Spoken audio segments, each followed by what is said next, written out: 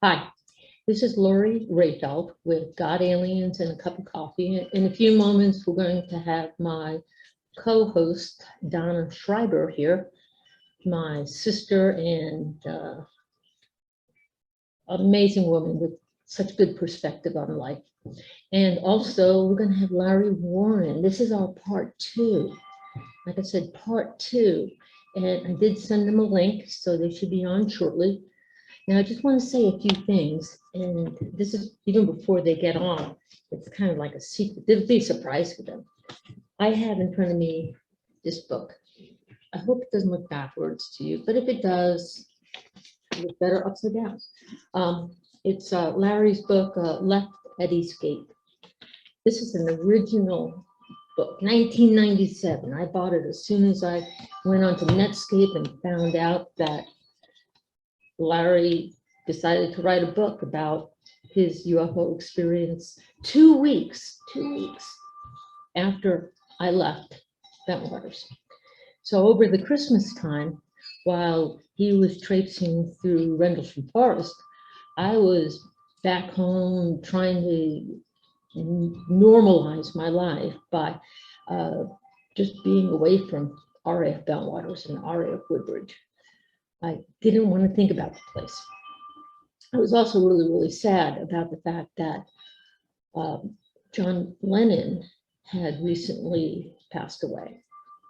So, yeah, so there were a lot of mixed, conflicted feelings going on. But the last thing I would have thought is that the UFO would have come back.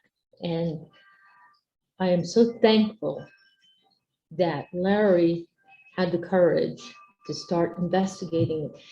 From the moment he left, he made a promise to some of his friends that he would get to the bottom of this if he possibly could. Many of the others out there that witnessed a UFO sighting did not give a peep. You heard nothing from them because they were still on active duty. And the way the United States Air Force operates is thou shalt not see a UFO. So, and if you do see a UFO, thou shalt not talk about it. And if you do talk about it, it could really end your career. If you're looking at certain promotion opportunities, it could limit that. It could also have you viewed as a troublemaker. Now, if you're a young airman and you're stationed there, now keep in mind, Larry Warren got an honorable discharge.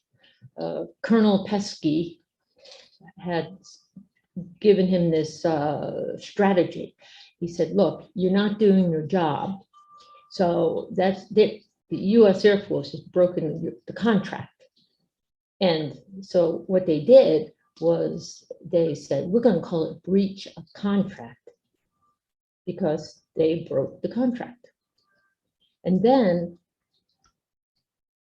later on, Larry has a change of heart and decides he wants to enlist in the military.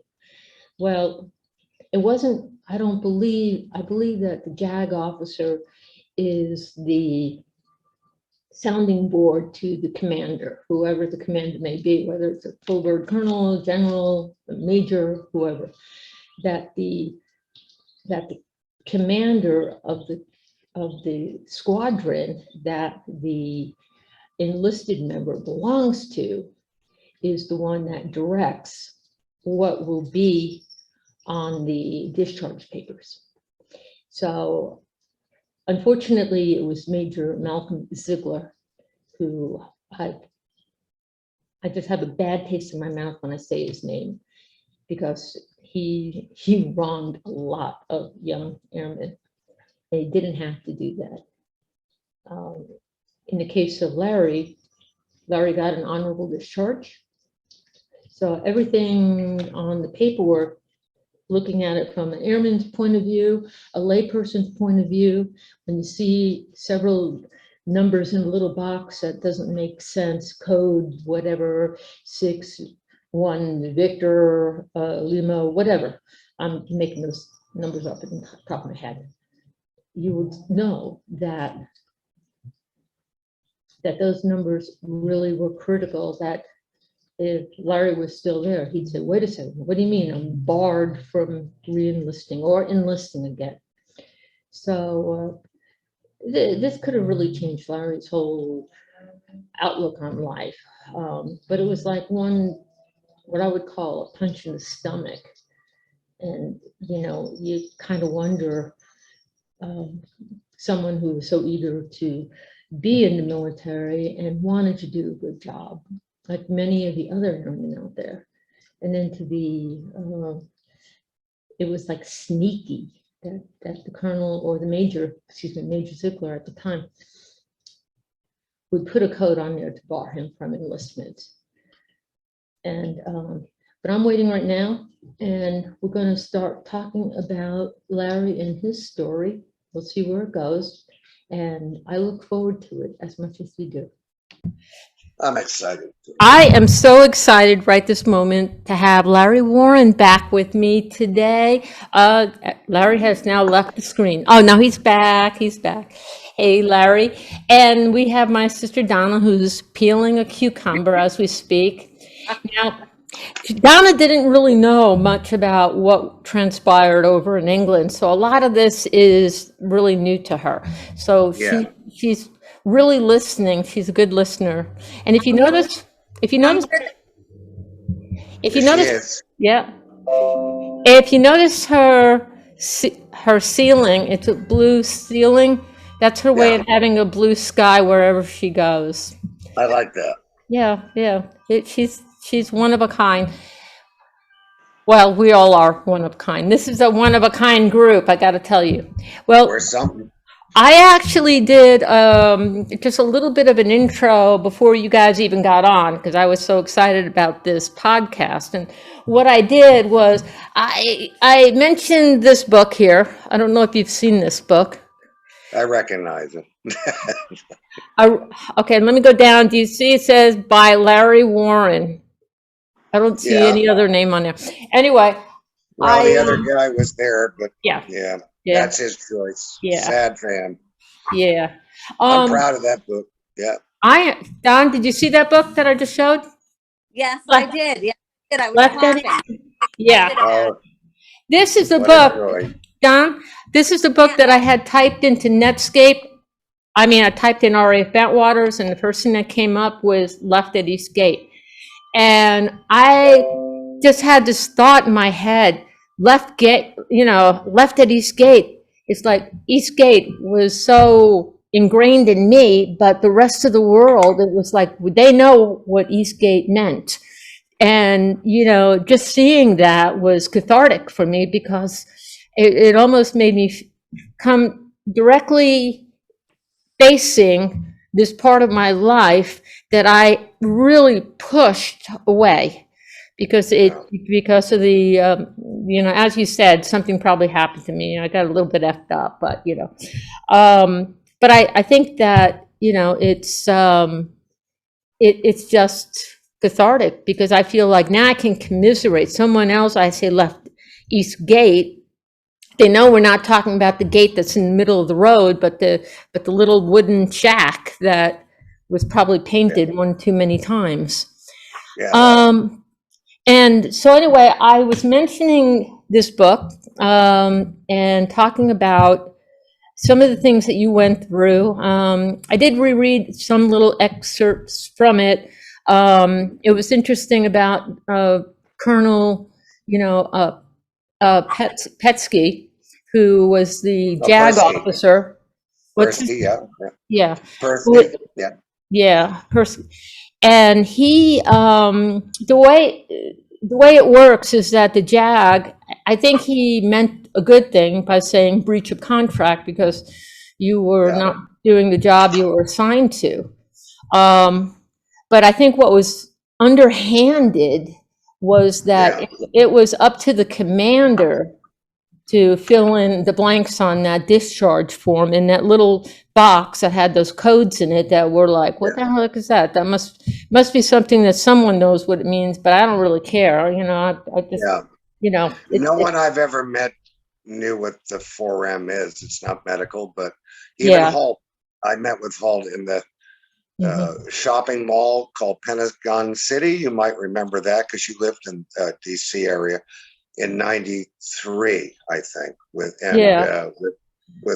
the other guy I wrote the book with, and a guy named Robert Exler, who passed away. And we met with Halt, and it was very, it was that grew out of phone conversations, mainly with the other guy. And then I spoke with him. It was very cordial. It's unlike today, the way he is. And, but I brought all my records. He said, you bring what you got and I'll bring what I have. It was, were you in the Air Force? Were you there? And all that tired thing that still some people, people don't read, or they get on different mindsets or whatever. So we met, and I brought, and he goes, how did you get them? And I said, well, I took them with me when I left. And he goes, well, yeah. And he knew they were authentic. I mean, he knew instantly. So did the guy I wrote my book with, by the way. And after that particularly. And that was it. And that Colonel Persky, I went to him because I don't have the book with me, and my ex-wife has it, and my son. I don't even own a copy of it. But I have it. That's the original one from the '90s. Yeah, this came out of.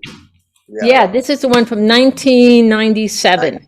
97. Yeah, and that was a big thrill, and to even just get it out, because it was 11 and a half years of work.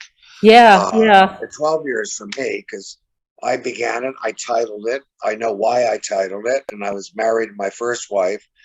And Whitley Strieber, you may have heard of him, Lori, who wrote Communion.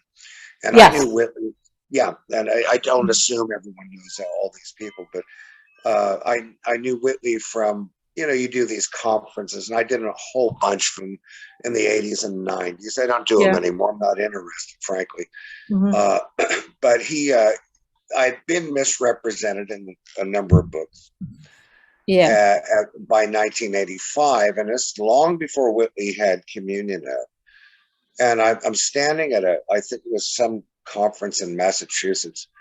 And I said, I never thought I'm not an author. I'm not trained to be an author. And he said, I find it boring writing anyway, but he said, write a book. I said, because I've been misrepresented in a number of books, either intentionally or not intentionally, but I know what happened to me and what I say.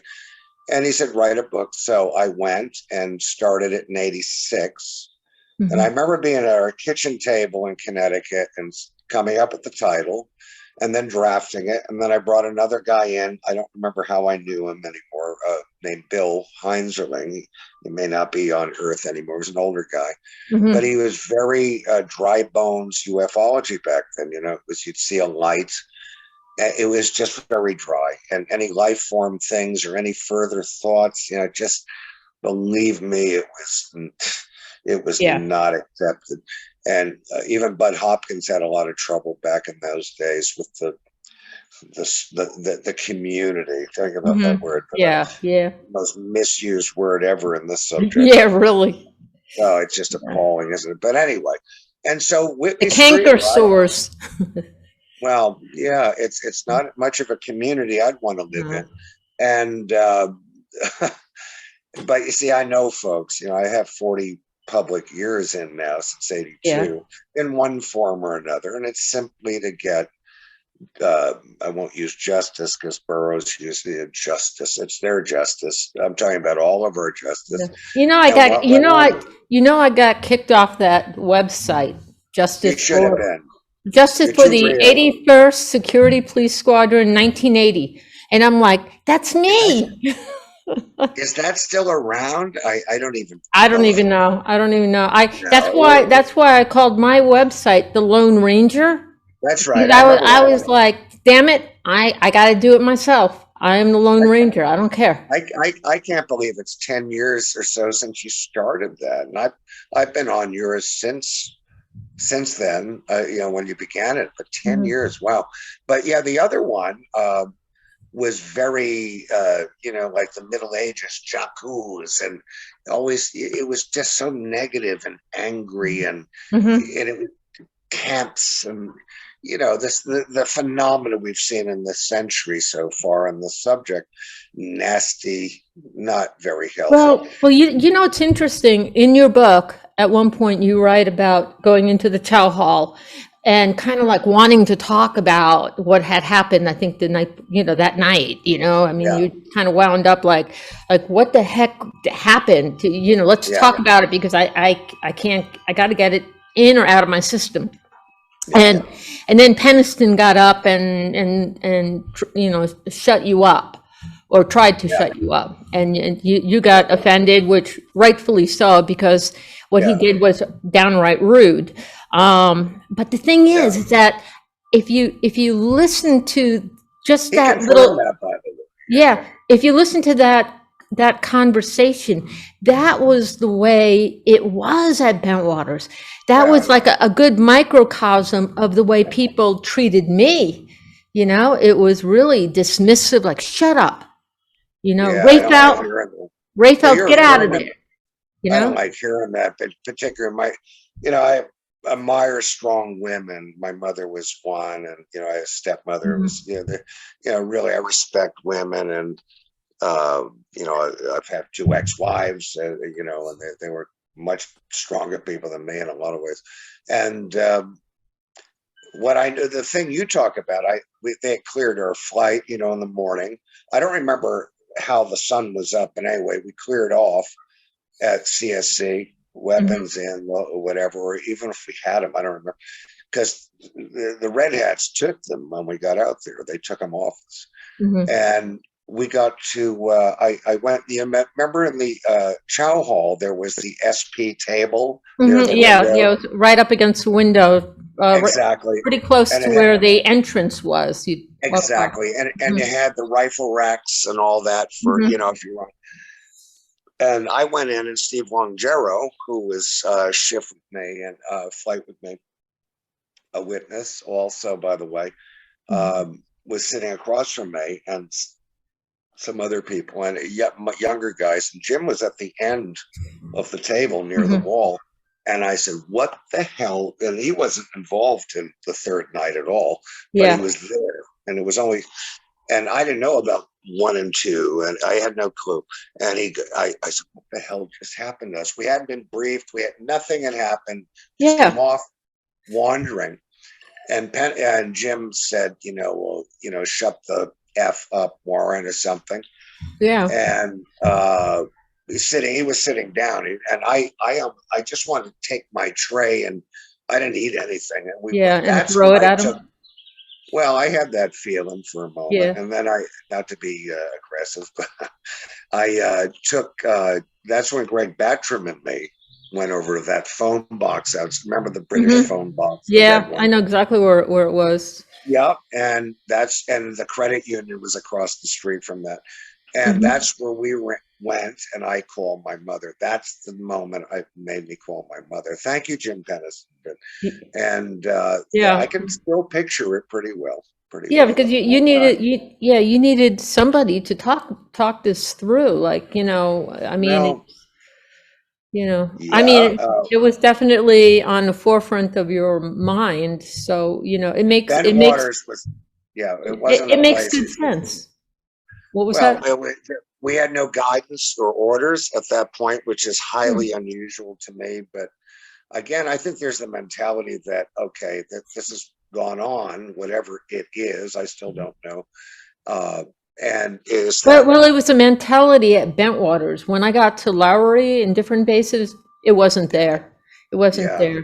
Although the people that I ran into, like Sergeant Campos, a few other people, there was a sense of, and it was just a sense, but it was a pretty clear sense that he did not want to talk about anything. And he left before that incident, before your incident. He left, I think, in October. Well, he was lucky. But I wanted him to, I just was wanting to know from him his impression of his time at Bentwaters, because he was married, so he was there for about 3 years.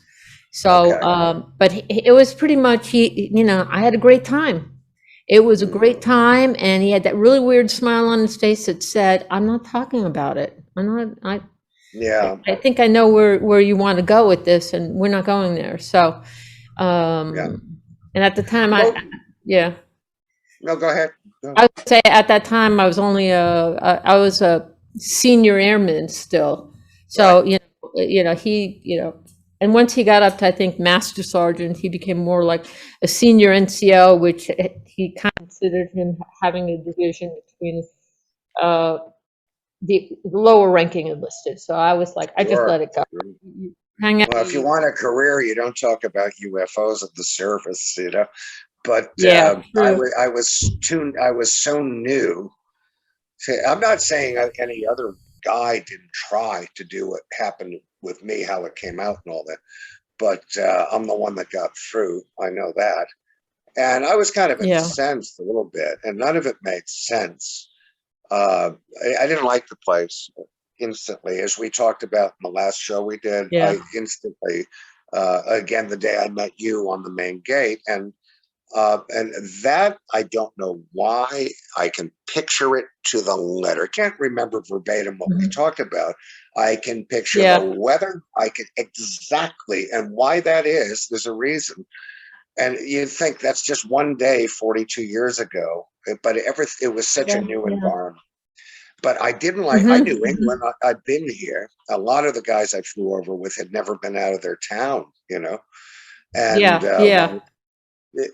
they would tell you that. And I had been just south of us in Essex, went to school there for a bit, and been in London. I'd done all that.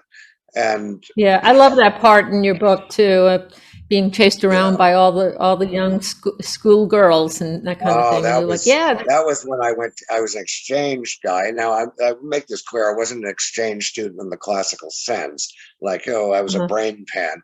It's my mother came up. I think it was we had a school uh, transfer with this Billericay school called the Mayflower School, and it was this Hmm. twin kind of thing. So a bunch of us went over in April, and about a year and a half, 2 years before the Air Force for me, and a year and a half. And it was the best thing I've ever done. It was such a ball.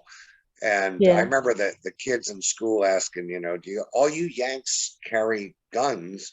Because Starsky and Hutch was a big show. It's to date this. And I Oh, said, of course yeah, we yeah. do. Don't you? You know, I just messed with them. But yeah, it was like being a Beatle, man. Yeah, I was very shy in high school and Mhm. all that kind of thing, believe it or not. And uh, it took my 30th anniversary for high school many years ago now, but some of the ladies that were ladies now said, God, you never asked me out. I'm like, God, I was scared to death to talk to you.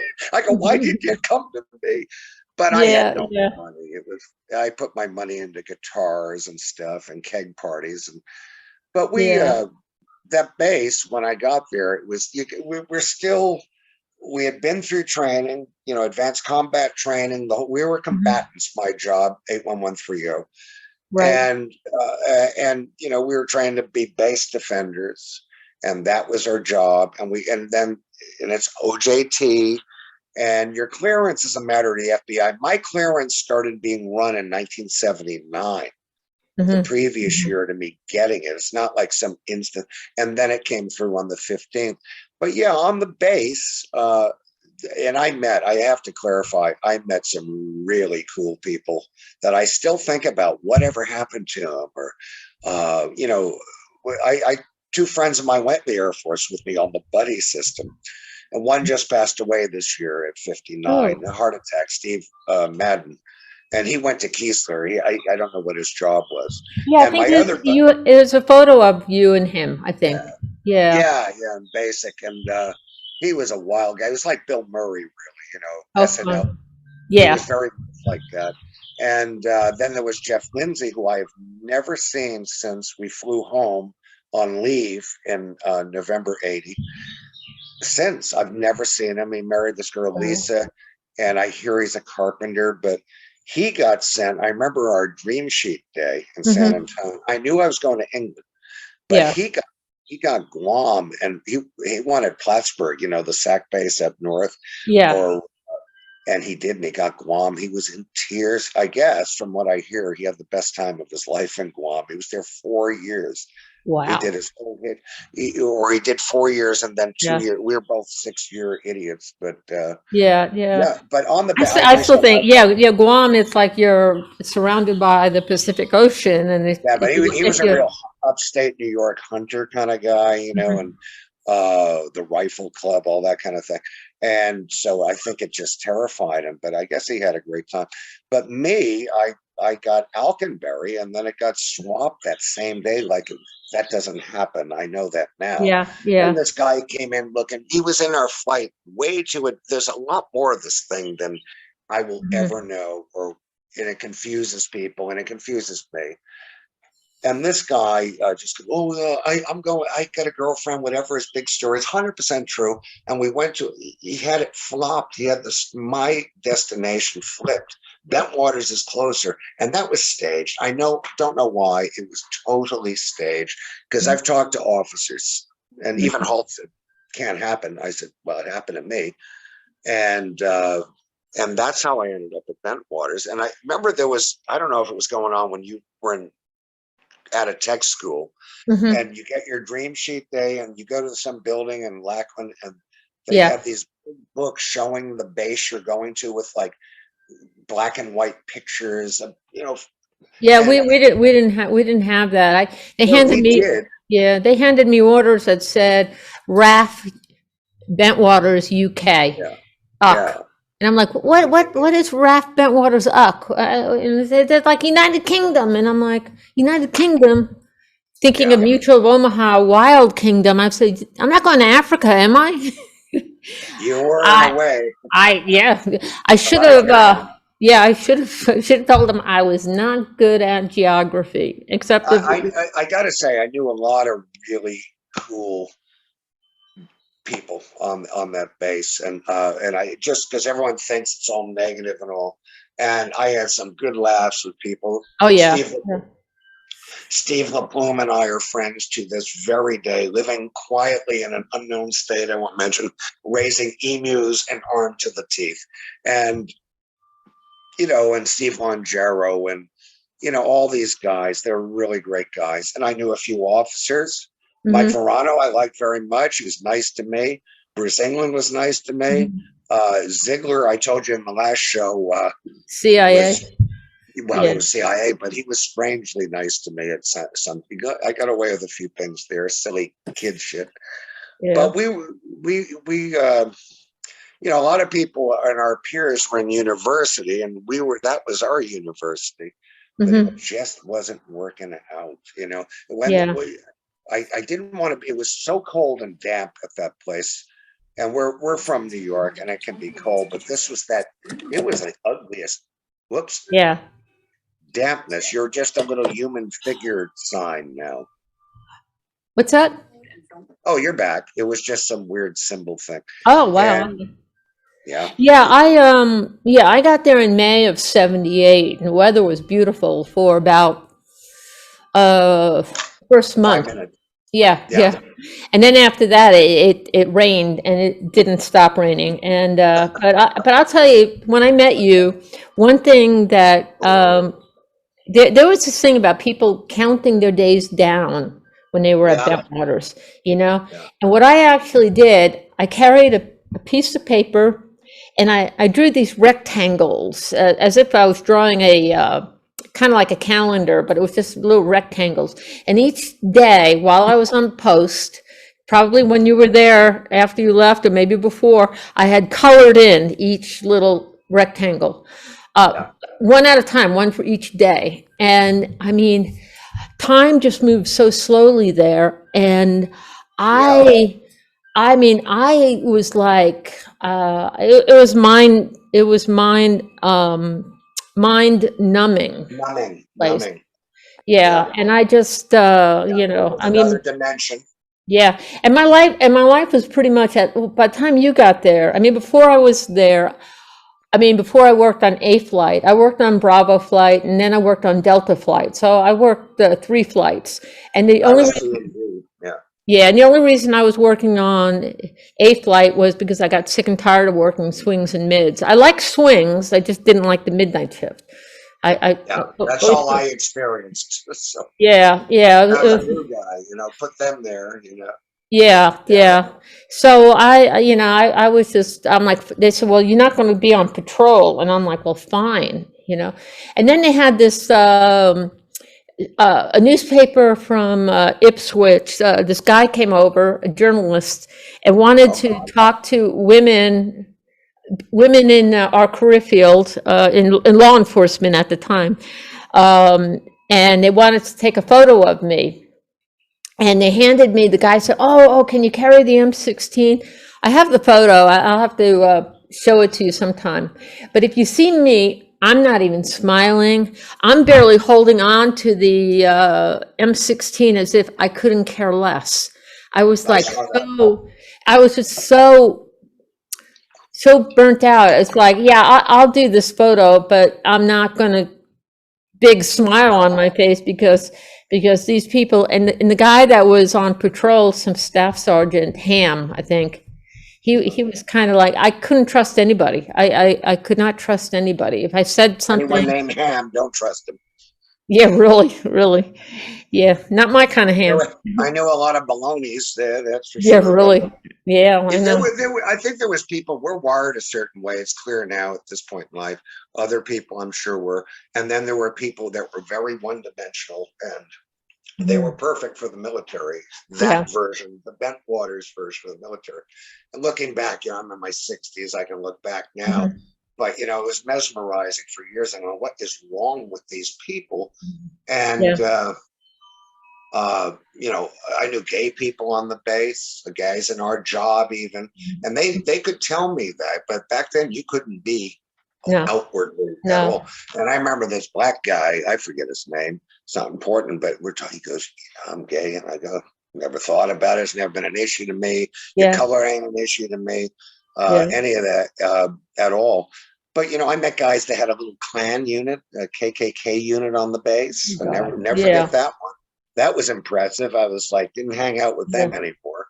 Well, that's a good segue for, you mentioned in your book about going over to Dobie's mansion. Dobie, that girl. Dobie, is that her name? That was Jim. Do you remember Jim Harper? Jim Harper. Yeah, I do. That was his girlfriend. She was like a MILF type thing, which they call it now, an older, very wealthy. Yeah. And I went to the big St. Valentine's Day massacre. The actor Nigel Davenport, if you check him out, he was quite famous. I didn't know it. He said, ask your mother. And he had just finished. I'll never forget that night. I was so drunk, I stayed over in one of the 19 bedrooms or whatever. I know. Because I had actually... Did you go to Loudon Hall? Yes, I did. Oh, I went there for... yeah, I know. I went there for Halloween. It was a Halloween party, and it was mostly Delta Flight. It was there, and there was this one guy dressed up as a baseball player with a star over his eye. It was based on the Warriors, or the Warriors. The baseball gang. Yeah. That was a guy. His last name is Waters. I'm trying to think of his first name. Really, really nice. I like him. He's a really nice guy. Was it Charlie Waters? Charlie, yeah, that's it. Charlie Waters. No, he was cool, man. He was crazy. Man. Yeah, he was fun. How do I remember this? So it was all these guys. I actually went as a punk rocker.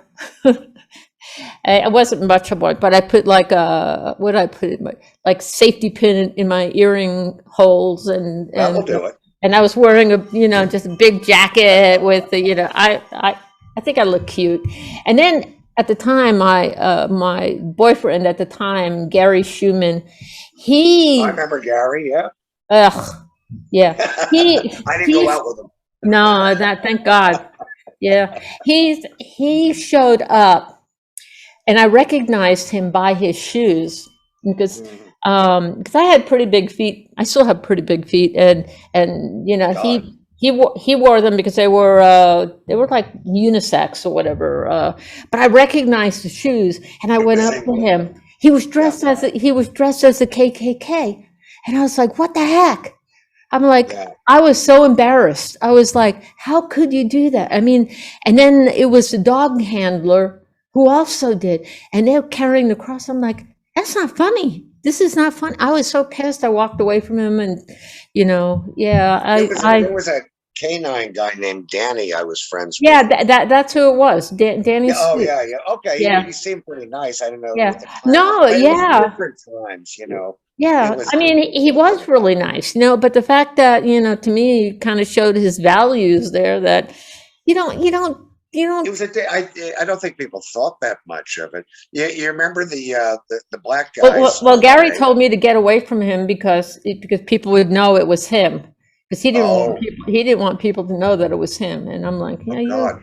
you're an You'll ass. see him at the next cross burning. That's fantastic. I know. We had them every Wednesday on the Oh, baseball. yeah, yeah. And Right around the time when they do the circle with the witches and the druids and all oh the God, all the and craziness. all the crazy stories you got Yeah. laid on you when we got there, like East End Charlie, the Mhm. lady without a face on the bicycle, which I always That was nervous. that Yeah, that ever cre- that heard creeped of me out. I talked to that? some guy who actually experienced it. He was in the Metro van without the windows in the back, and Yeah, he said that woman without the face, she was wearing clothes from like the 18th century, I guess, and that's her. Yeah, but she was on a bicycle, but she kept up with that. He sort of put his foot down, and she kept up. I mean, he was going 45, 50 miles an hour, and she kept up imagine on if the she had whole a bike. clown outfit on with no face. Oh, God. Oh Anyway, God. I'm stop it. sorry. Stop. No, Yeah, there's no humor in that was Revolution. We've got to stop. We've got yeah, to stop. yeah, All yeah, these stories, and then the black glove that would come. I think they drank too much black cat personally, but yeah, I remember yeah. these guys. Oh, this gloved hand comes in your face, and all. Oh my God, Well, I'm glad. I didn't see any of Yeah. that stuff. Thank God, or Yeah. want Well, to. I remember the first time I was out at Eastgate, and you could hear the foghorn. Yeah, Ooh, you could hear it from the North Sea. And yes, sometimes you could see a little bit of the light reflecting, and you could see, the on the lighthouse. from the lighthouse, but it wasn't nothing like what people said. No, It, it it, had a it didn't. shield. It had a shield facing inland anyway, so which Yeah. the bunkers ignore that, and the shield was Uh, on since the 1800s. So yeah. that thing is gone now. By the way, they I tore the poor know. thing down. It I became a know. member of my family, but that it did. The, the It's a fly, bummer. the flying lighthouse, right? I would have loved to get a brick from it though, really seriously. Yeah. But it's gone. And Yeah. it had a shield where you would, when you hear that England, it's always the British and then some idiot Americans that, think they're experts from the old lawn chair, Mhm. that, the lighthouse. They still try to the press here will bring it up. The press here hasn't expanded on the subject since I fell into it in Mhm. 83, 82. Yeah. It's still, they'll bring that up no matter what the counter evidence is, because that's just how it is here. Mhm. Yeah. Yeah. It hasn't changed since your day. It's a little more modern, Yeah. over this way. Yeah. A lot, in fact, it's a lot more modern than, very Yeah. Yankified, but, there's this not that the people are stupid, it's just Yeah. the system here has 1,000 years of practice keeping the people in a box, and they do. They don't need weapons Yeah. to Yeah. do it. They're controlled that way, and the press is that way. We have rape gangs all up north here that happen to be Pakistani origin, Oh and you're not no. allowed to say it. And, for children, by the way, in these communities, I'm not saying Liverpool, but other ones up north, and the police and the social service and all they don't do nothing. They haven't done nothing simply because they don't want to be tagged as racist. Well, it's a fact. It's a major problem here, and though a whole different thing from what I'm talking. It is the ultimate in police state and control. And people know it that are here, Wow. so I'm not offending friends here. Yeah. My son lives here, but it's stunning. It's just stunning. That's all I can say. I've Yeah. been here 23 years, I know. I can't believe that. It's like if I didn't have a son, I'd be in yeah. Arizona probably, because I always loved it. but I have a son here. So. Yeah. You come to Arizona, and then you and I can start our own gang and deal with some other people. I think I Right called across him. the Oh, I called him. Yeah, Dick Hopeless. desk. So anyway, no one will know who I'm talking You're about. getting wild, Lori, I'll tell you. I am, and no guts, no glory. I figure, but I'm not really saying anything negative. I Well, we do did. it with humor, don't we? Even though they're very nasty people, man. That's all I'm gonna say. Yeah. And, The when I first got to England in May of '78, you were yeah, probably in about what, 10th grade at the time, I think. I was a junior. I was 11th grade. Okay. 78, 70, yeah, Yeah. 70. Okay. Yeah. And Amazing. we had to go to somebody stole a camera from the photography department at the high school at RAF Woodbridge, and we had to go there. And I remember going with the NCO, and at the time I was still 18. So when I got to Bentwaters, I was 18, and looking at all these kids, thinking they're really my age. I should be hanging out with them, not. But it was so funny to see how the line is drawn in the sand from when you go from being a high school kid to being working, in the military Yeah, or wherever. exactly. So yeah, so that was interesting. But at that time, I talked to people, security guys, and they'd say, "Well, how many days do you have left on the rock?" I'm like, "The rock? What are you talking about?"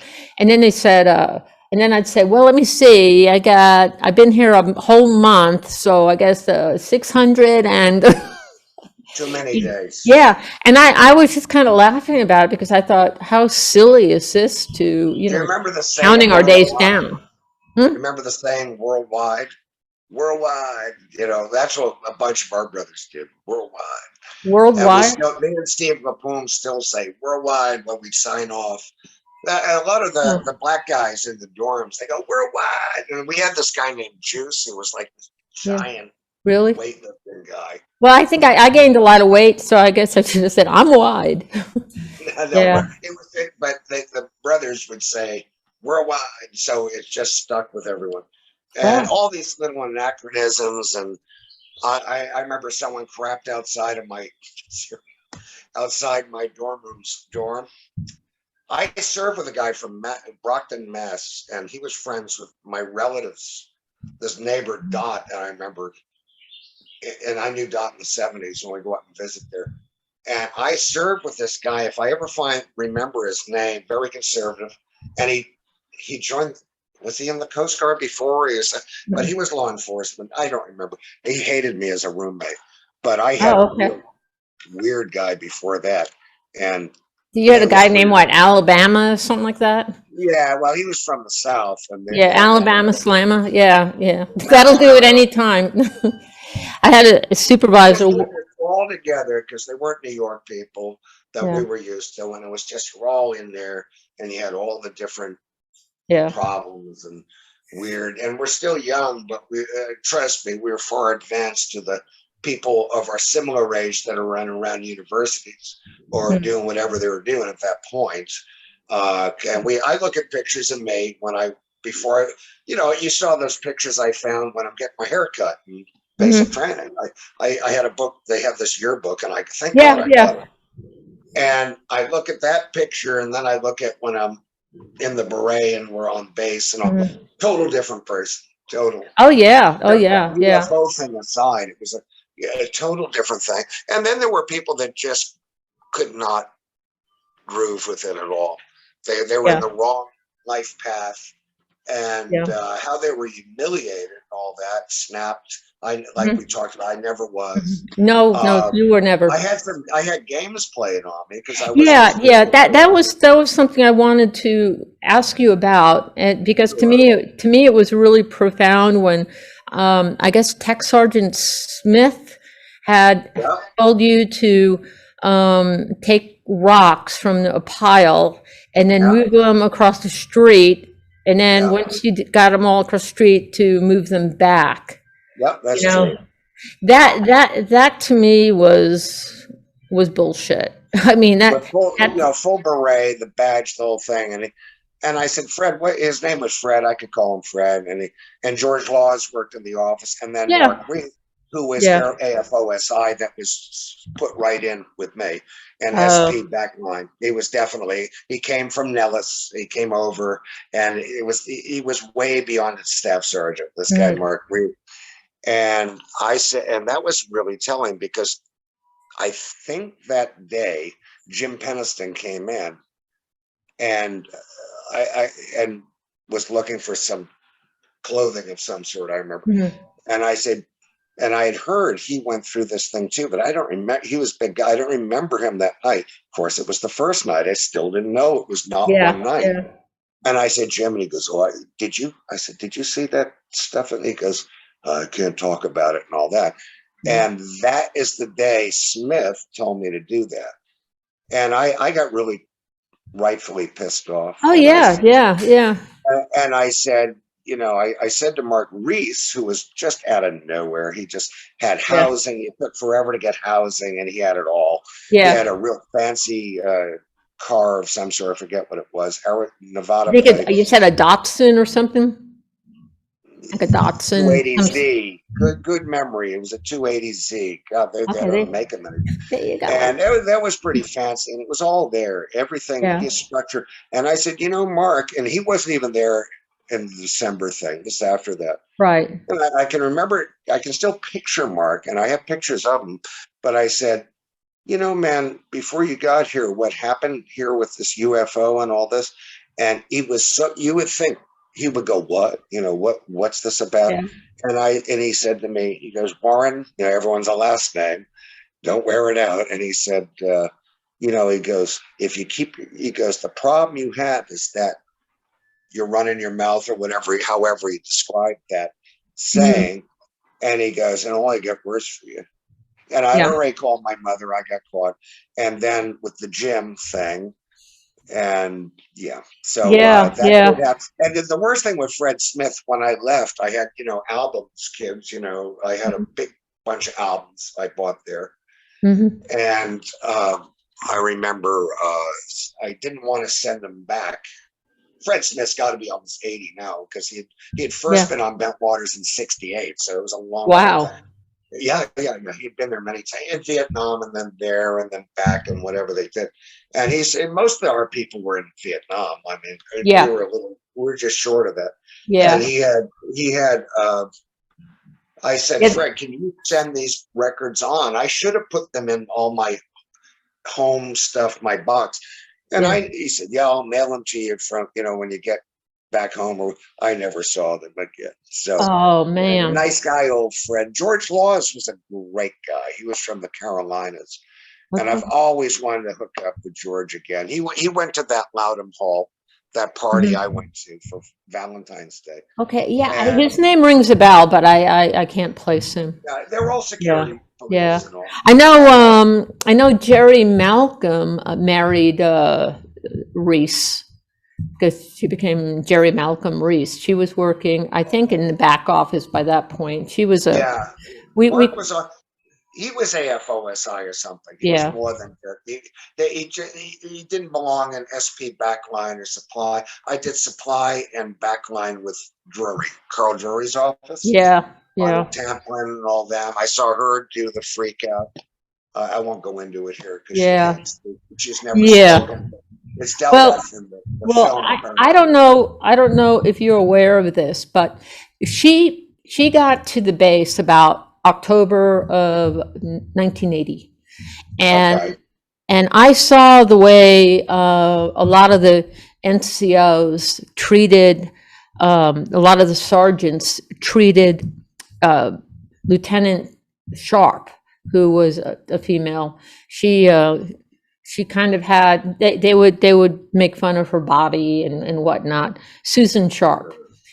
Okay. And I really was feeling like you really had to watch your back. I mean, they taught me that because I really felt like I was under the magnifying glass. You know, Kind of nasty, do it, isn't it? do anything wrong, breathe it wrong.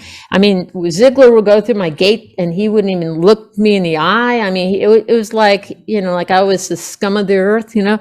And so anyway, I decided because I was feeling so angry, I was so angry about the way I was marginalized, way I was treated over there. I mean, I Yeah. really wanted to hit somebody, you know, and I'm not a hitting person because if I hit, then someone hits back and I say, ouch.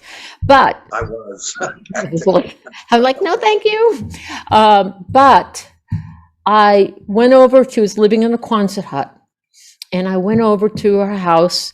I knocked on her door, and she answered, and she was still in her, I guess, her pajamas or something, and she had her hair up in rollers, and you know, she was just, and she said, "Oh, hi, come on in." Da da da da da. And I introduced myself. I'm, you know, Airman Rayfelt, and blah blah blah, and I work in law enforcement.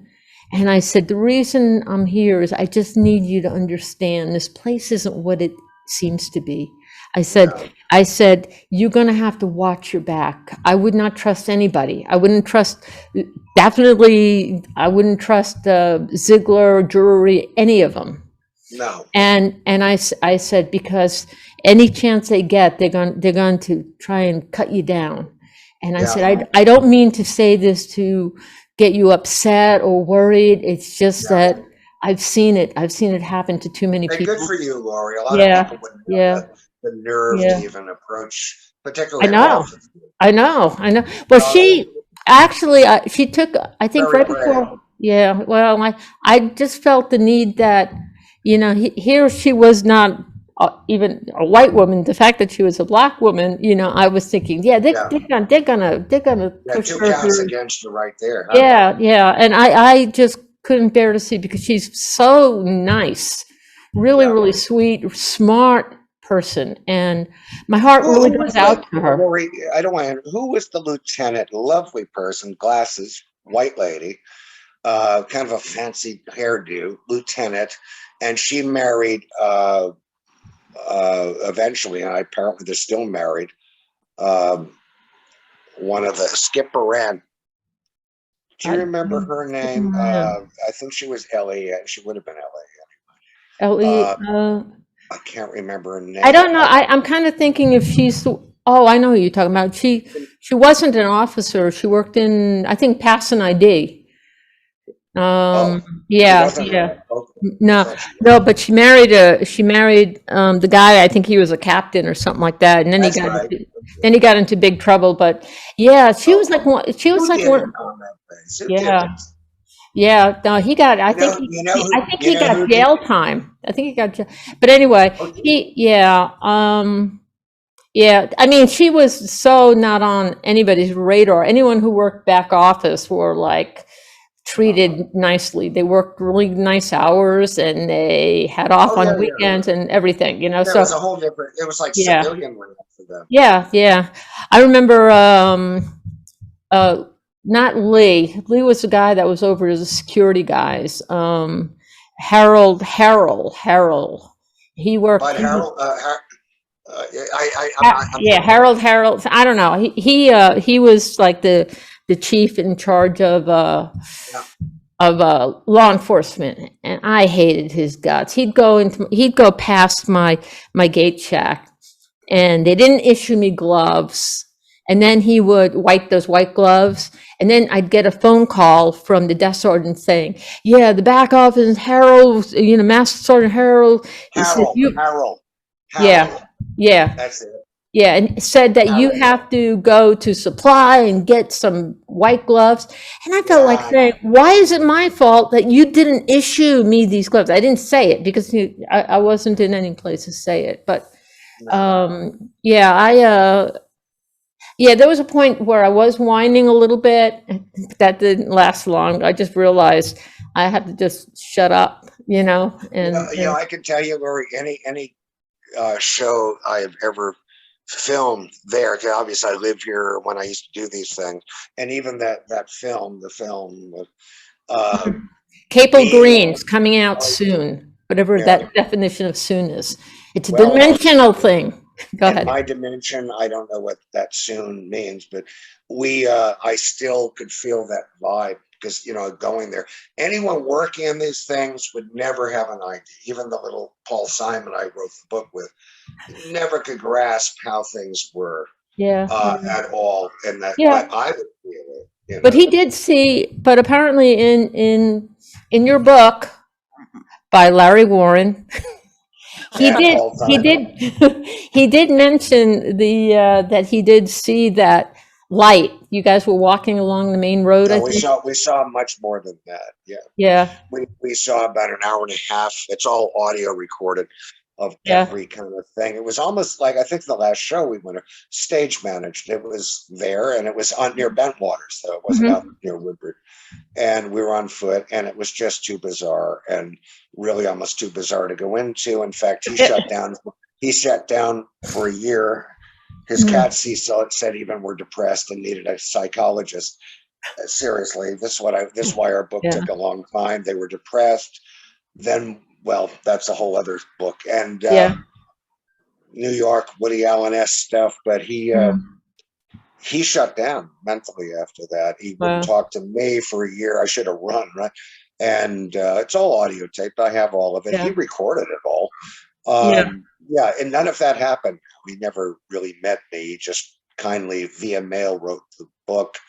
And and people fall for all this. They do. And because, there's a lot of young people, nowadays, and internet people. I'm from before that with this.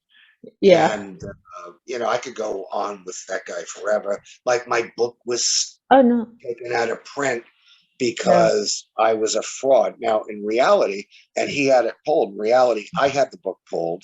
Mm-hmm. And he put in his request, but I couldn't work with him anymore. I knew my royalties were going south. There's a long story. I made it very public on my Napalm page. Yeah. Oh yeah. But I have read every word. That's good to know. I think a lot more people read it than even like or any, because there are people, frankly, on that group, or not everyone, but in the subject, that will pose for a selfie with me. And if Paul Simon's doing his gig across the road, they'll run over and pose for a selfie because it don't matter to any of them. They enjoy the angst. But the truth of the matter is no, and that's all documented. I pulled the book. And it was bad business practices and not on my part. I'm not a fraud, never had. And that book, Larry Warren and Paul Simon. And Paul Simon. No. And the reason I'm not showing his name is mainly because he didn't write it. He says he didn't write it. It doesn't exist. Yeah. And yet he'll call himself an author. I saw his bio for the Denver, and if any MUFON people, shame on you people, because you let people advertise themselves for your upcoming events with a totally fallacious bio. Now, I read through it. Someone sent it, and it's fine. It's many gigs he takes credit for that he would never have had without his association with me. Right. And I was at most of them. He calls himself an author, yet he has no book out there now, and yet he dismisses. He even wrote a book, Halt in Woodbridge, which never happened. Now Richard Dolan printed it, and it destroyed Nick Pope, and with their own words, and Halt in the book. But that didn't happen. He wrote a whole internet thing against Nick Pope. Before that, he goes on these writing crusades, and that doesn't exist. In fact, this guy Steve Mara, who owns Phenomena magazine, he's a nice enough guy. I think I've covered him, but he pulled it on Peter's. I go, where's the truth? Where's the line? But with MUFON, I just read for this July Denver thing. If you allow a guy to, in his bio, doesn't mention my name because he doesn't want to be in front of Judge Judy, but it says author, and then of Left at Eastgate, author, by the way, author. I was there. I wrote it before him. And withdrawn due to the co-author, not named, and rightly so, being a fraud. Well, this is completely untrue, documented why that book was withdrawn. He switched like a light, and the simple thing, if I can just sum Paul Simon up right here, I like this African album he did, but sum it up, simply this, and this, I've had people I've explained it even on that idiot page of mine, and people still come back with their own theories. I'm like, it's me. I wrote this. Yeah, yeah. And you'll never win. People have their own things, but I Oh, said yeah, yeah. the simple thing, and it's so simple, was simply down to money, mine. Mhm. The real thing is we worked together for 30 years. Yeah. Our mutual friends were Bud Hopkins, you name them all. So what he's done in his diatribes and manifestos is called them a bunch of idiots too. But he hasn't done much about his own credibility. 30 years, I'm a fraudster. Well, he's in on it then. And yet this works for his woke audience. I notice he doesn't have a lot of the same people we used to know on there. And there's a million reasons. But at the end of the day, he's in my shadow. He was in Bud Hopkins' shadow. He was in his sister's shadow, Helen, the performer, good friend of mine. And in the end of the day, that's gonna get tiresome. Yeah. And you want a piece of the gate yourself. Also working with me, he had to defend a lot of the same bullshit he does now about me. So he had, and that has to wear one out. I can understand that. Our book comes out. I spent a fortune on it. He spent a lot of time on it. There's good things he brought to it. Unfortunately, our American publisher, Publishers Group West, robbed us blind. We were a best-selling book. That happened. We're in the legal stuff going on for years. That double bookkeeping with New York publishers, never going to happen. And so we had so all of a sudden there's that resentment. The bottom line here is, and I'll tell you this, and he wants to sue me, let's meet in court. But I'm happy you give me this, and I'll say it once. The real bad end here, when my mother, Joanne, had early dementia, he knew Paul Simon, I'll call him Paul Simon. Yeah, that's fine. The real Paul Simon, I don't want to tango with you. You got more money, but you're married to Edie Brickell, and I pray for you. But we most boring performer. Anyway, but we love Paul Simon. Paul Simon's hello, darkness, my old friend. Okay. No, don't we know that song? But at the end of the day, and this is the fact, my mom, Joanne, had dementia, and it went on for many, many years. Now, I live here. She come and I go home a lot in New York and visit. And you start noticing, but with people with dementia, you could easily think yourself, am I going crazy here? Is it me? And the communication can be humorous. It can be very sad. So this is my mom. And when we got our book, we got away from the original publisher finally. Rights passed back to me and him. Yeah. Now he has no Marlowe and Company. Yeah, it's Publishers Group West. Okay. Above them is a big octopus. And what they did, Travis Walton's book, he did mine. Yeah, that one. And I titled that. And anyway, I did. I really did. It's flying UFOs. Okay. It's a real book. I'd like it to be a UFO at certain people's heads, but at the end of the day, yes. At the end of the day, simple thing. Bad. Please don't hurt yourself. Okay. Hammer, don't hurt me. At the end of the day, and I'll say it right here. When the book came out, it was republished in 2004 with a company called, and we had 2 new chapters. That's all. Don't rush out and buy it. Cheap though, paperback. And Bud Hopkins did the new forward. I asked him to. He kindly did it. So Bud worked with a fraud too, and this guy should be ashamed. But here's where he really should be ashamed, and he can deny all he wants. And the dog can complain; it won't stop me. Hold on one second. Hold that thought, because I gotta hold it for a second. Let me run to the toilet. Okay. Don't cut that out either. I have the bladder of a 90-year-old. Be right back.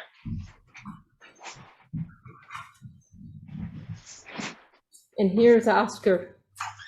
Just give it a break a second. Okay, take your time, because Oscar's reading your book. That escaped. Once upon a time. Now, while Larry's gone, I figured I'd fill this time with something interesting. Yes, my dog, also Oscar, loves the book Left at Eastgate.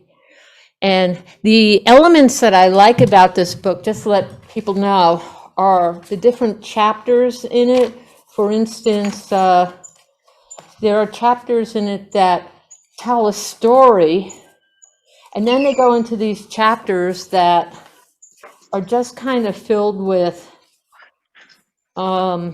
data, or like what you see here, it's kind of like a conversation, which I didn't find really exciting. It's kind of like I wanted to go back to. Well, that was Peter doing the No, transcripts. yeah, I know. I kind of wanted to I go. didn't want them in the Yeah, book.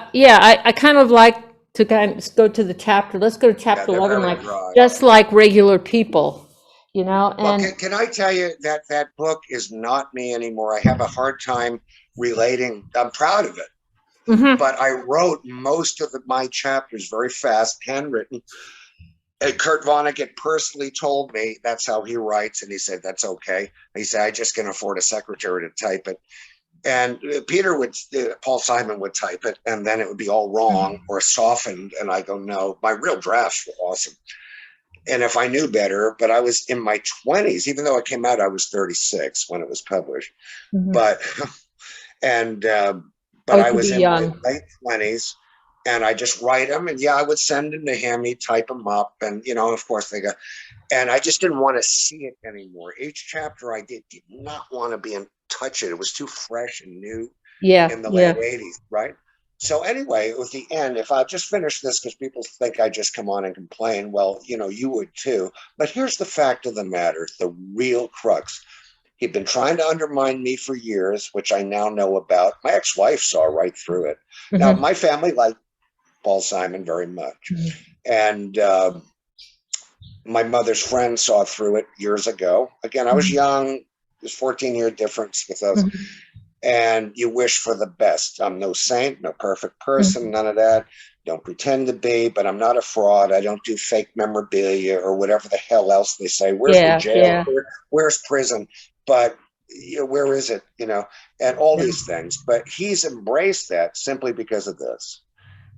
The crux of it was we were supposed to speak at the University of Glasgow in Scotland Mhm.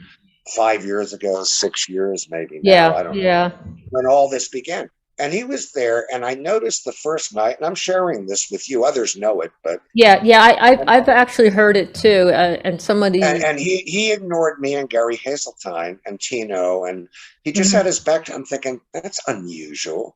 And I notice he wears hearing aids. Now he's getting up there. My hearing aid's so good either. mhm. But and even my ex was there, and my son. But I'd been banned because of that Christie, and they put a thing like I said Yeah, I yeah. can't I go. don't even. You got to Yeah, come yeah, up with a different yeah. name So because and it's none not. of that happened. Yeah, I just said I'll protect my family and all yeah. that. But it was so woke in Scotland. Anyway, so one morning at the end, Peter did his thing. Gary Hazeltine spoke for me. Mhm, I was back at the hotel, and I good. mhm, Well, the end of the day, I had told my mother in 2004, look, this book's coming out. You're retired. mhm. It's only a couple £100. I always said to Paul Simon, we'll split whatever we get. That was Right, me. right, right. And it was, so I wanted my mom, early dementia. None of us knew it. She's a good actress, Joanne. And I said, look, I'll have the royalties come to you. Now, with the publisher in New York, it was a big rigmarole. I had to go through him. I had to get a letter from my mother and permission. And she started worrying it would affect her pension. And I started to go crazy. I'm over here, right? And I'm Yeah, like, this is not worth it. And she wasn't. My mother was a very smart bookkeeper. yeah. She wasn't getting it. So I said, well, heck with this. Well, that planted a seed in someone else's head. So as the years went on, I got no royalties. I got no, and I knew the book's selling. I got no statements after a couple of years, nothing. No. So up in Scotland, we had breakfast on the Mhm, last day probably. And I kept talking to him, but I'm sitting, just him and me. And I'm saying, look, man, this happened. He knows that. And I kept talking to him. I said, Peter, I want to do an audit on this publisher. We got robbed on the last one. I said, I'm seeing nothing a year's. Where is this? I know it sells. yeah. And he's like Mhm, just ignoring me eating. And I'm like, turn your hearing aid up, mate. And mhm, so he was weird all weekend anyway. He had that box of Halton Woodbridge books and tried to He just said, "You want to buy these from me?" Instant. And I'm like, "No, I don't have the money for it. You know, keep Yeah, them, take them to London for everything." And Tino took them off. He said, "I'll take them."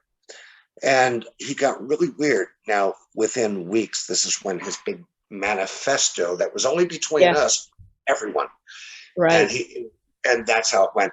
What it turns out, and then I started dealing with the publisher because they said I made up the whole book, and and the publisher obviously contacted me, and I said, "Listen, this is a lie. This is a lie. Here's the truth. Here's the facts. Mhm. Here's the facts presented." And he goes, "I think the publisher was part of this weirdness somehow. Him and the other guy were friends, obviously. Mhm. I don't have contact with him. I never met him."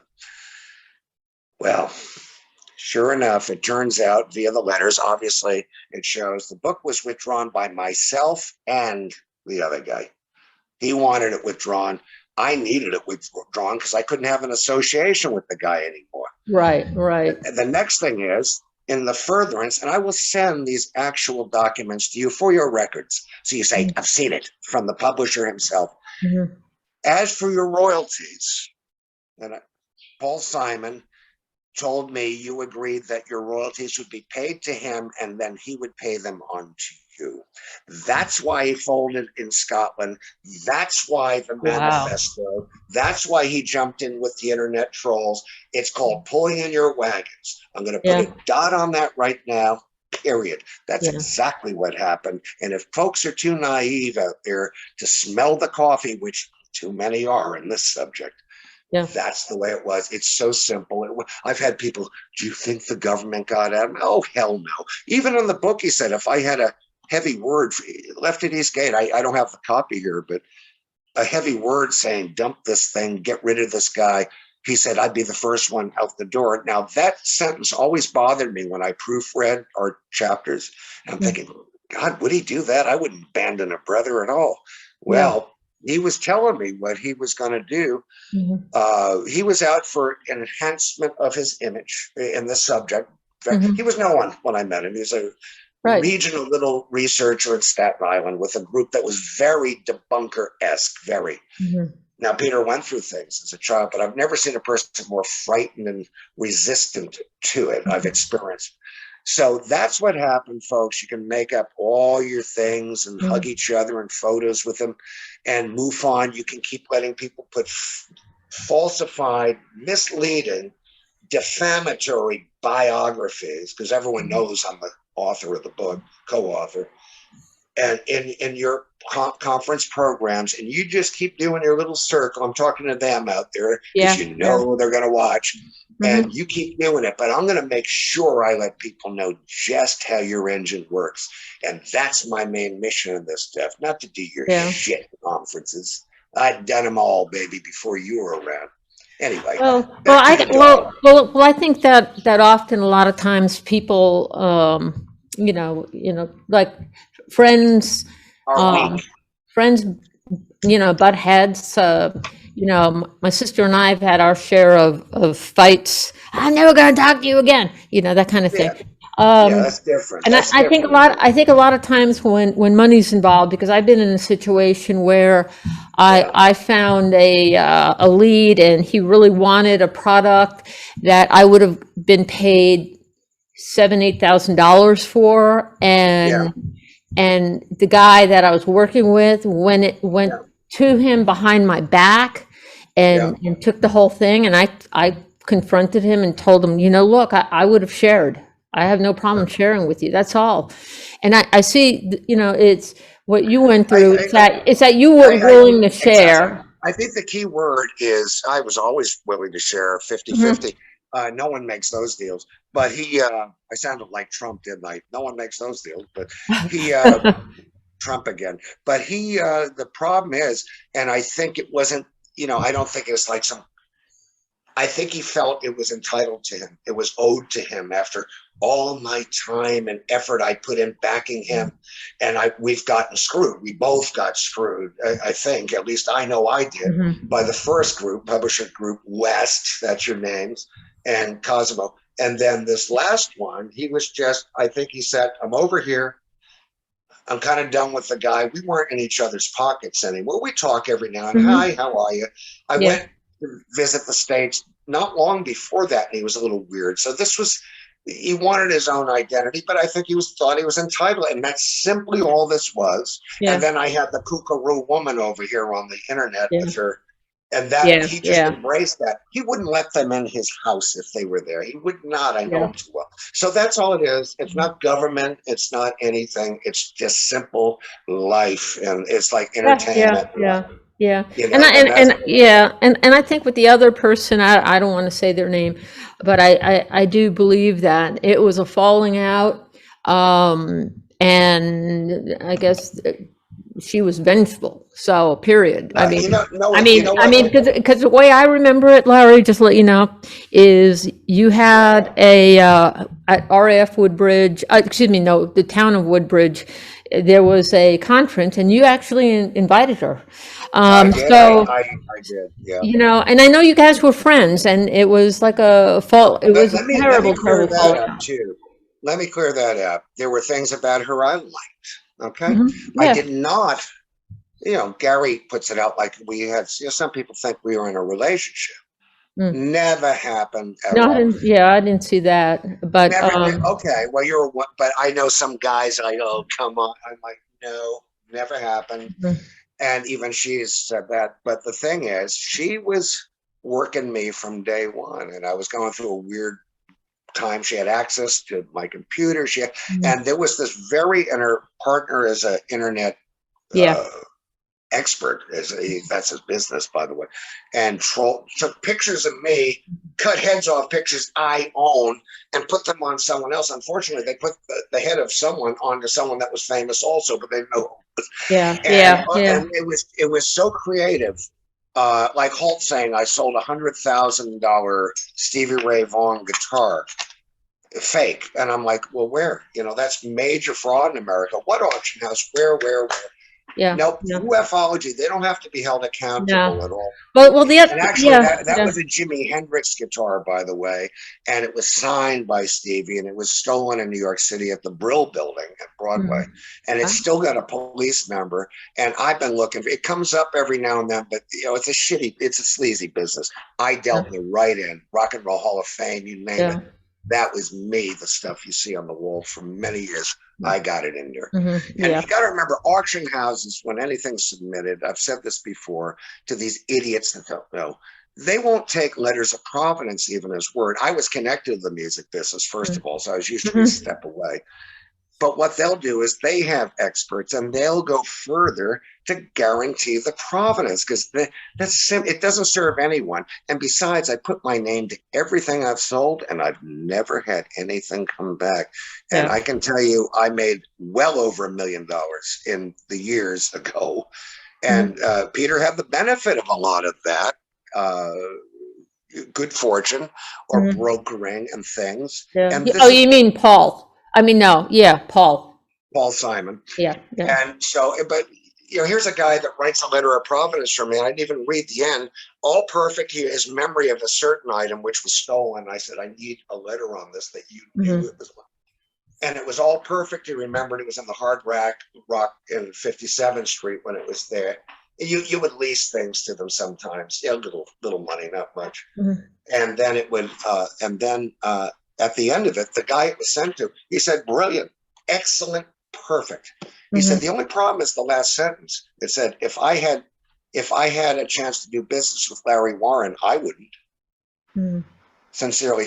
Now, you think of this psychology there. It's shame on me. That's all I can say. That's all I can say. Yeah, I'm just kind of thinking that you would want to, just move forward, forget these people, because you do have a following that truly 100% believe you. I don't want a following. I don't want anyone to believe nothing. I just don't want lies perpetrated on me and my family's. I don't give a damn about ufology. I know a lot of good people in it. I know what happened to me. I don't know what it was. Yeah. My whole life, I've seen all kind of things, right? Yeah. I don't give a damn. I've been with friends of mine here. We've seen a flying saucer right next to us. One's ex-French Foreign Legion, broad daylight. It's right there, 30 feet. And I'm going, is that a drone? And he goes, that ain't a drone. And just Wow. went back to drinking a beer. Yeah. And my other friend just went, he doesn't say Yeah. much. But did we take a pig? Hell no. And it was just sitting, hello, it was black and green and all this stuff. Who cares, man, what people, Yeah. how can people believe? And following, I don't want to following. I like to entertain on that one little page I have. I don't know most of the people. I know there's about 30 regular people Yeah. that contribute or say anything. And then there's 400 others that sit with their thumb up their ass, Yeah. you know, Gotcha. and you Gotcha. wonder, what is this entertainment, especially when I put a lot of effort into a post. You know, it takes time, you know how it is.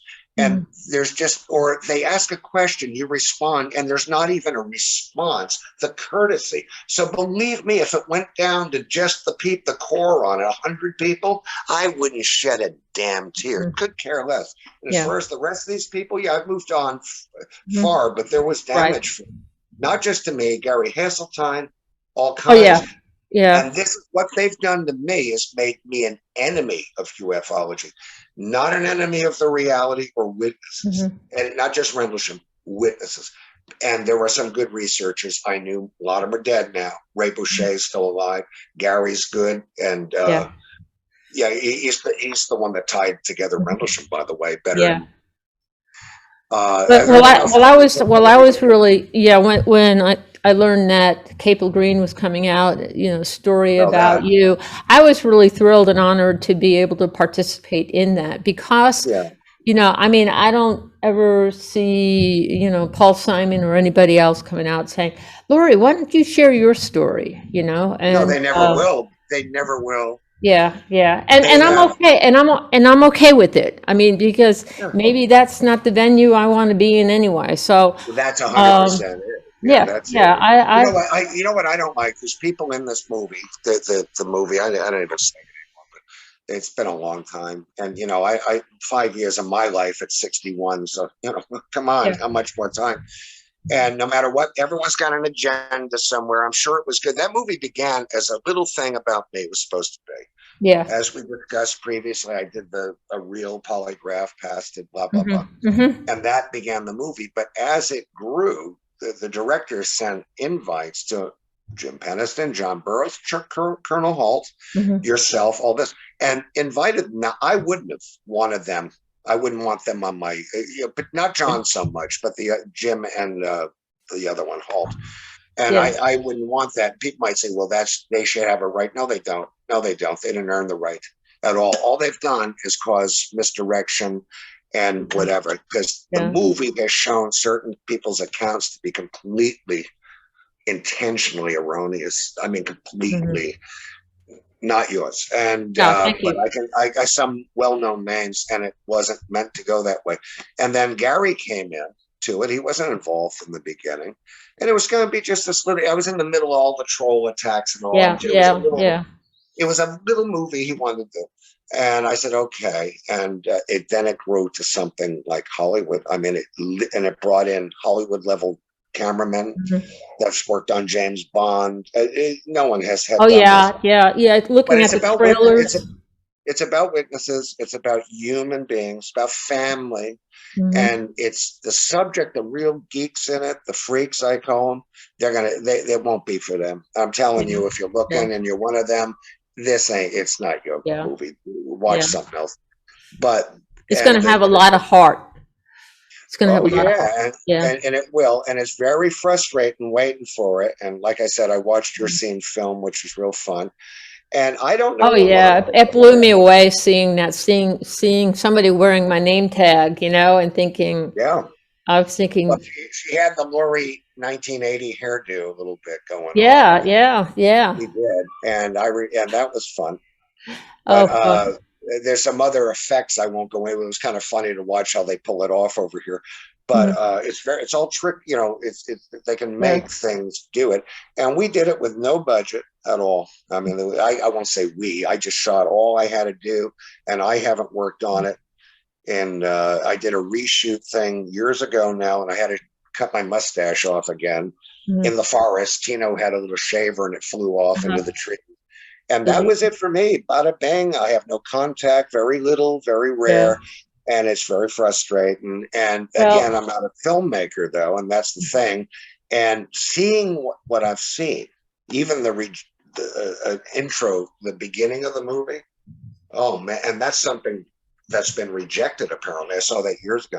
Oh my God, if that was it alone, it's like a light years ahead of anything. And Yeah. but it's something that has not been done. James Fox hasn't done anything like this, anything. But there's all this artistic Yeah. stuff. Well, I was, It needs to come out this year. It Yeah. needs to be in play this year. And I know they'll see this and they'll get upset. We've told you, well, listen, man, I'm 61. I don't have. I'm 63. Well, that's your problem. Mhm. No, you don't look it though. Look at me. I look like Colonel Sanders now, you know. Oh, no, you don't. You're still a handsome guy. You can't help it. You're a New Checks Yorker. in the mail. I love you. But that's the and as I do you. But anyway, I didn't want to get into all this first. Yeah. But Yeah, thanks yeah, for giving but- me just to get it out of the way. You Yeah. go on now. Yeah, but Please. here's the thing that I really think it's important people understand. It's the static that is surrounding the events that happened near Rendlesham Forest, and in my case, it flew over RAF Woodbridge really low, and after it broke into 3 pieces. Yeah. Is that with the static, with the negativity that was there at the time, and even currently, it's almost as if it has to be there because it's a way of silencing people to get Yeah. the word out, and if That's true. that's and I whether the people, the trolls or whoever realize it, the static, it's so important that people understand that this is what's slowing down really getting the word out, getting people to really understand what happened. So I highly recommend people focus on the essence of it. Now I'm a sensitive human being, so there were a lot of times when people told me to shut up, and when I was younger. Now I don't care, you can, whatever. No.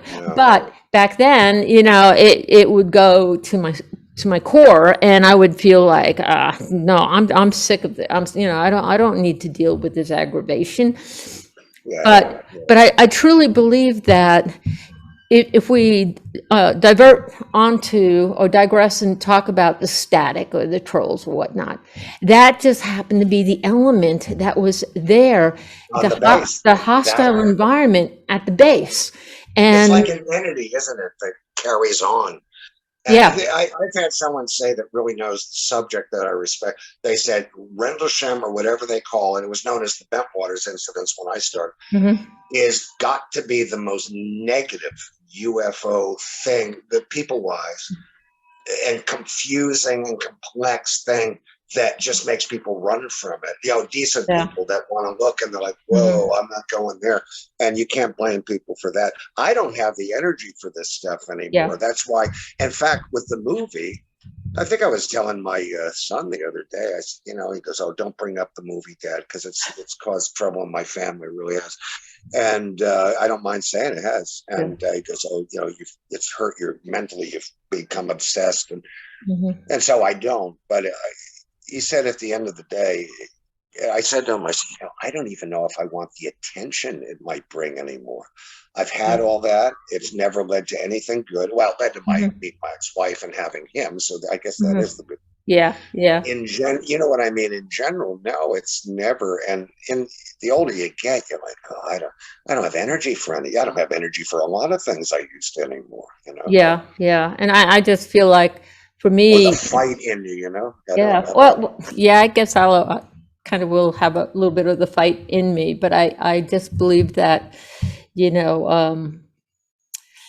shit happens. And, a lot of times the problem is getting to the core, that because we've never, ever gotten to the point of really exploring what these orbs were, what is it? Yeah.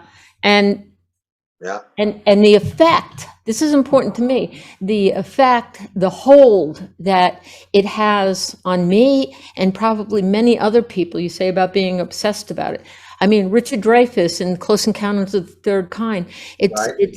it's the same feeling of maybe you and I should be building a mountain in our living room, I mean, wanting to know what we were exposed to, Not with these what landlords. happened. What's that? Yeah. Not What with we these were, landlords. yeah, what we were exposed to. I mean, there's so many different things. I mean, and some of it, in my case, it leaks Very out dark. in my dreams, I mean, Yeah, me too. All of yeah, us. Yep. yeah. Always. I mean, I still dream it. Some yeah, version of it. yeah. Like I'll tell you this dream that I have. Sure. Is I'm driving around Bentwaters, but I'm the age I am now, but I still look young there, I guess, I don't know, my dream. And I keep telling people, I don't belong here. No, I'm not going, you can't put me on the gate because I'm not a gate guard anymore. Don't.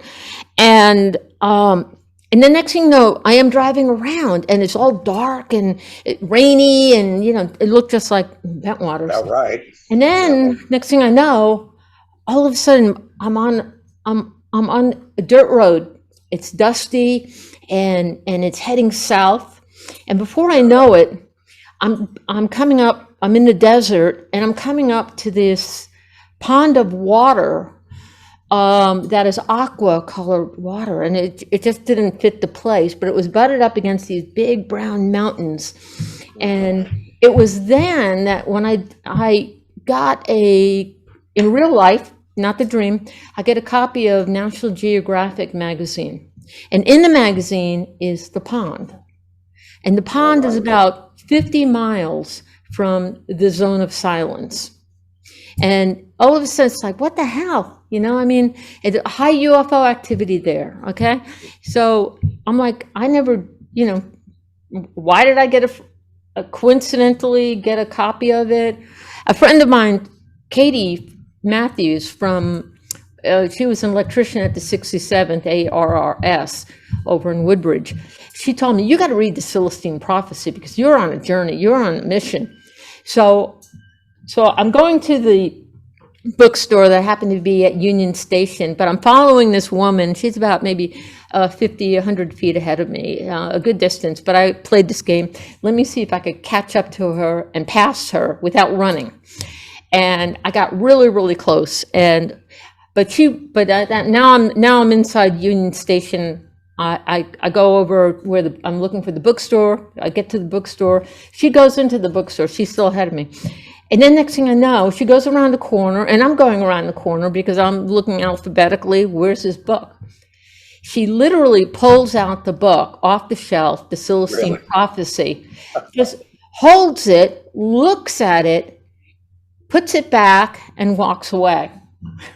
Now, it wasn't a book that was popular at the time. It just so happened to be, it was been out for many years. And I was like, this is just blowing me away. I mean, this is like really weird synchronicity, as if the forces out there are wanting me to, Lori, you're getting the pieces to the puzzle. You need to talk to others to get their pieces together to figure out what's going on. Now, the other thing about in the desert, there are these people that have been seen in the desert.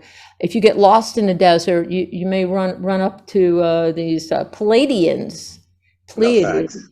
Okay, and I'm reading about this, and then apparently at Sutton Hoo, they actually have the Pleiadian. Yeah, that's got the formation of that I don't know, this constellation, that star cluster of Pleiades. Yeah, so now in a weird way, there's a connection between that, and then the more you learn, the more it's like so much stuff. Next thing you know, that the correlation between where the pyramids are to to Rendlesham to that's more the Jim Keniston school for me. Yeah. It's too complicated. Yeah. Good luck to him. But yeah.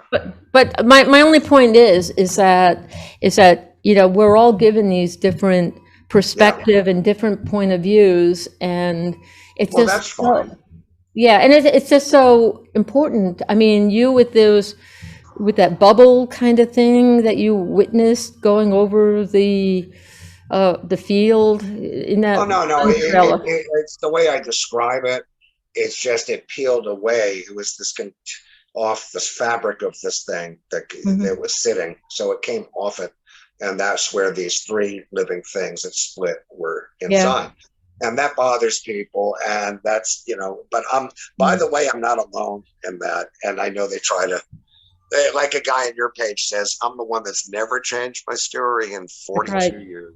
Yeah. I'm not Yeah. talking about you. I'm the rent. No. And that's why I purposely haven't changed my story either. But I've because- always, the big thing with me, always changed the story. I'm the one that actually, I wish I could add some.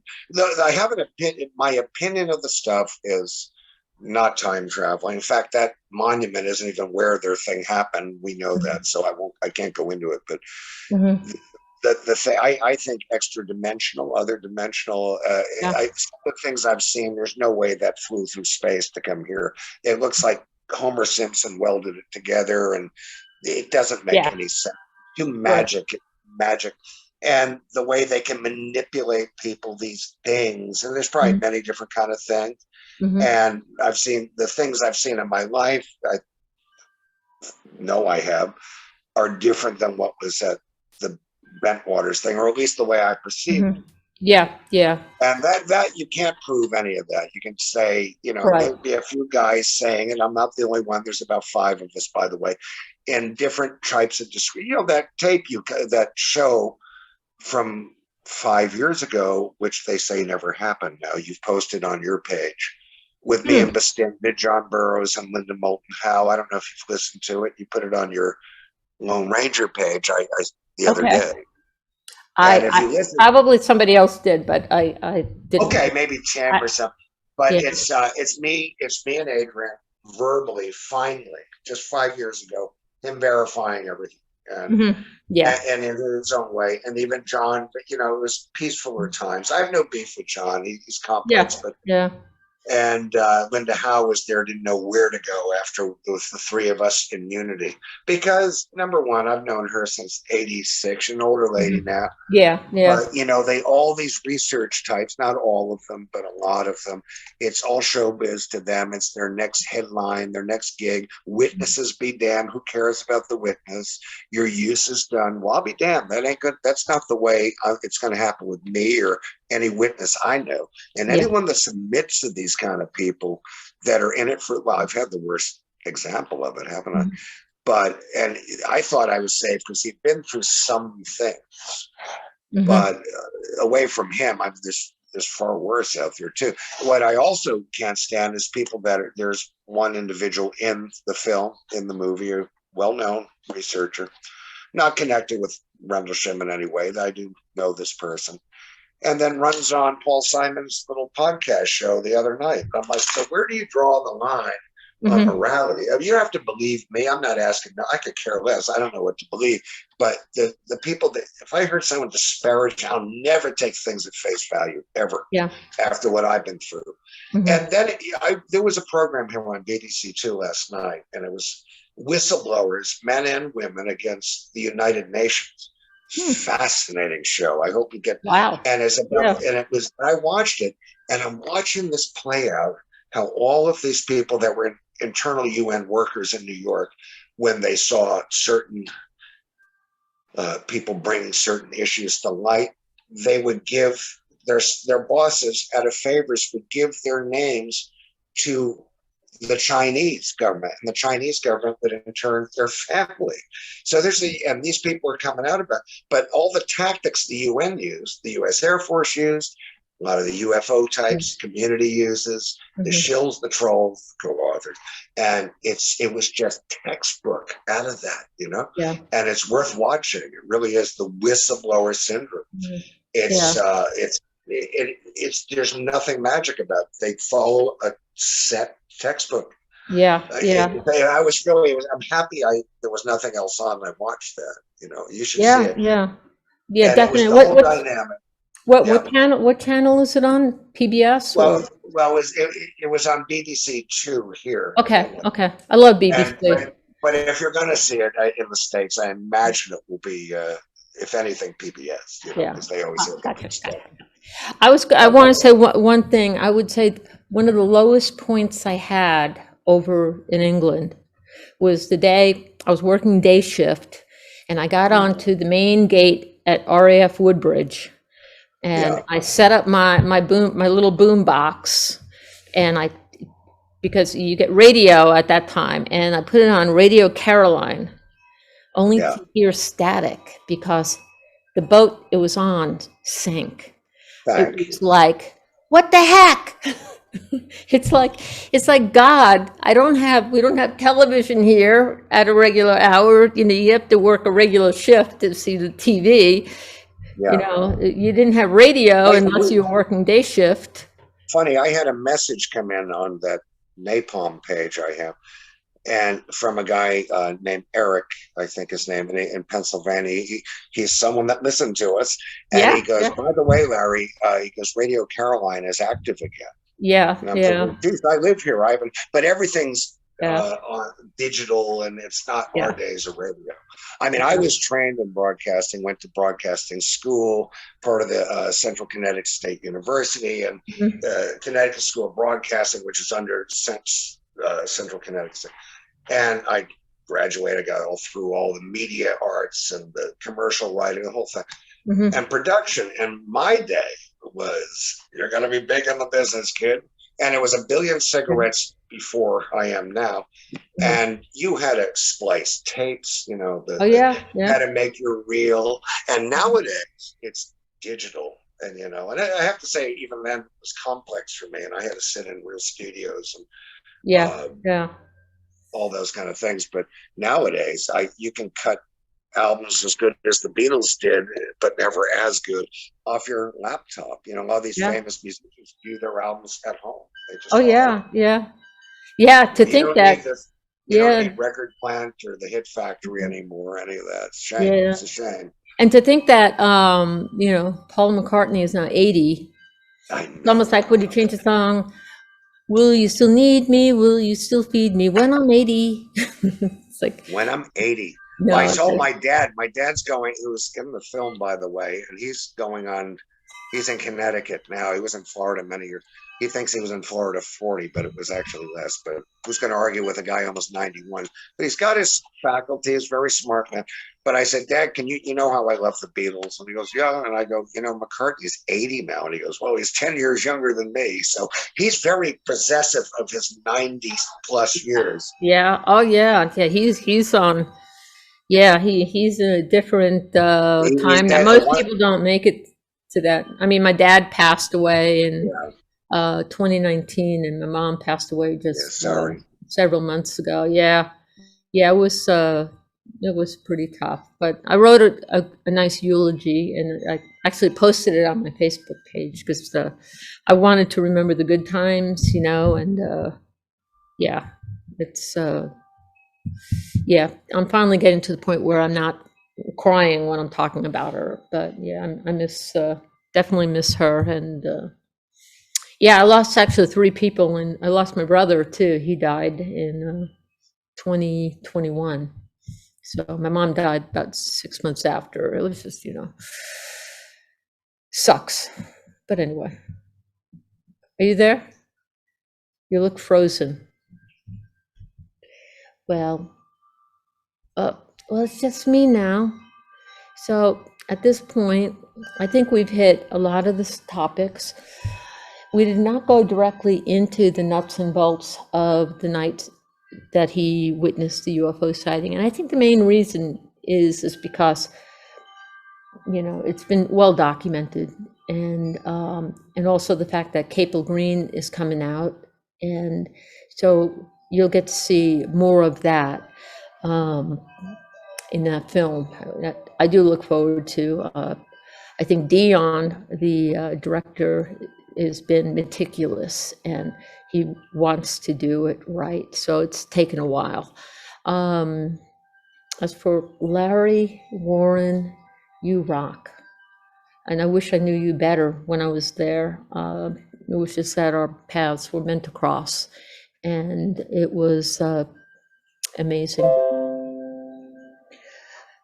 Well, I will talk to you all soon, and God bless. And this is Lori with God, Aliens, and a Cup of Coffee, and God is definitely a part of it. You all have a wonderful evening.